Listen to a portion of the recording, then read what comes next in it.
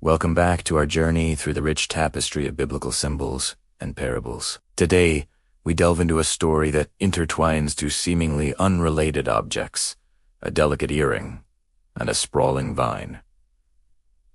This isn't just a tale, it's a reflection on our own lives, our attachments, and our ultimate source of strength. Let's call this story The Lost Adornment. In a small village nestled among rolling hills, there lived a young woman named Alara.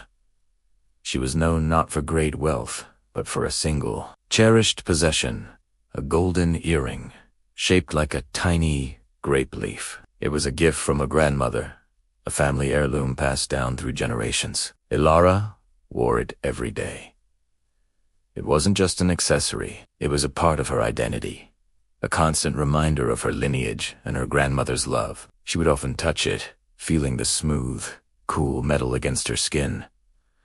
A small comfort in her daily tasks. It made her feel special, seen, and connected to her past. The village where Alara lived was famous for its vineyards. The vines were the lifeblood of the community, their gnarled trunks and sprawling branches producing the sweetest grapes in the region. Alara's family owned a small plot of this vineyard, and she spent many of her days tending to the plants. She loved the vineyard. She loved the way the morning sun filtered through the leaves, the earthy smell of the soil after a rain, and the promise of a bountiful harvest. One particularly hot afternoon, Alara was working tirelessly, pruning the vines. This was a crucial task, cutting away the dead or unproductive branches so the main vine could channel all its energy into the healthy, fruit-bearing ones. She moved from plant to plant, her hands quick and sure. The work was hard, but satisfying. As she reached up to snip a high branch, she felt a sudden, sharp tug on her ear. She yelped, more in surprise than pain,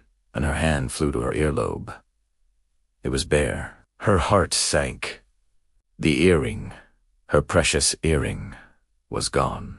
Panic seized her. She dropped her shears and began frantically searching the ground around her. She combed through the dirt, her fingers sifting through leaves and twigs. She retraced her steps, her eyes scanning every inch of the path she had taken. The sun began to set, casting long shadows across the vineyard, making her search even more difficult. Despair began to creep in. The earring was so small, and the vineyard was so vast. How could she possibly find it? For 3 days, Alara neglected her work in the vineyard. Her every waking moment was consumed by the search. The vines, untended, began to look a little wilder. The new shoots grew tangled, and the weeds started to reclaim the soil. Her family watched with concern. They understood her attachment to the earring, but they also knew that the vineyard needed her. Her father gently approached her on the third evening. "Alara," he said softly, "the earring is precious, I know. But the vines are alive. They need you. They are our future." His words struck a chord deep within her. She looked at the neglected vines, their leaves drooping slightly, and felt a pang of guilt. She had been so focused on what she had lost, a symbol of the past, that she was forgetting to nurture her present and her future. The vineyard wasn't just a place of work. It was her inheritance, her responsibility, the source of her family's livelihood. It was life itself. The next morning, Alara made a difficult decision. With a heavy heart, she put aside the search for her lost treasure. She picked up her pruning shears and returned to her work. As she began to tend to the vines, a strange sense of peace washed over her. Her hands moved with a renewed purpose. She wasn't just cutting branches. She was participating in a cycle of life, growth, and renewal. She was connecting with something far greater than a single piece of gold. She worked 4 hours, losing herself in the rhythm of the task. As she was clearing a particularly thick tangle of branches from a large, old vine, something glinted in the sunlight. A breath caught in her throat. There, caught on a tendril, dangling like a single, golden fruit, was her earring. It was as if the vine itself had caught it and held it for her, waiting for her to return. A wave of joy and relief washed over her, but it was different from the frantic desperation she had felt before. She gently unhooked the earring and held it in her palm. It was still beautiful, still precious. But as she looked from the small, golden leaf in her hand to the vast, living vineyard all around her, she understood. The lesson of the lost adornment is a profound one, echoing the words of Jesus in the Gospel of John, chapter 15. Jesus says, I am the vine. You are the branches. If you remain in me and I in you, you will bear much fruit. Apart from me, you can do nothing. Elira's earring was a cherished possession, a symbol of her connection to her family and her past. We all have things like this in our lives, possessions, relationships, identities, achievements that we hold dear. They are our personal treasures, the things we adorn ourselves with, the things we believe define us. There is nothing inherently wrong with these things. They can be beautiful and meaningful. However, when Elara lost her earring, it consumed her. Her focus shifted entirely to this one lost object. In a frantic search, she neglected the living, breathing vineyard that was her true source of life and sustenance. She became detached from the very thing that was meant to produce fruit in her life. This is what happens when we place our ultimate value and identity in the adornments of our lives, rather than in the source of life itself. We can become so attached to our jobs, our reputations, our relationships, or even our religious traditions, that if we feel we are losing them, we panic. We pour all our energy into preserving these external things, and in the process, we disconnect from the vine.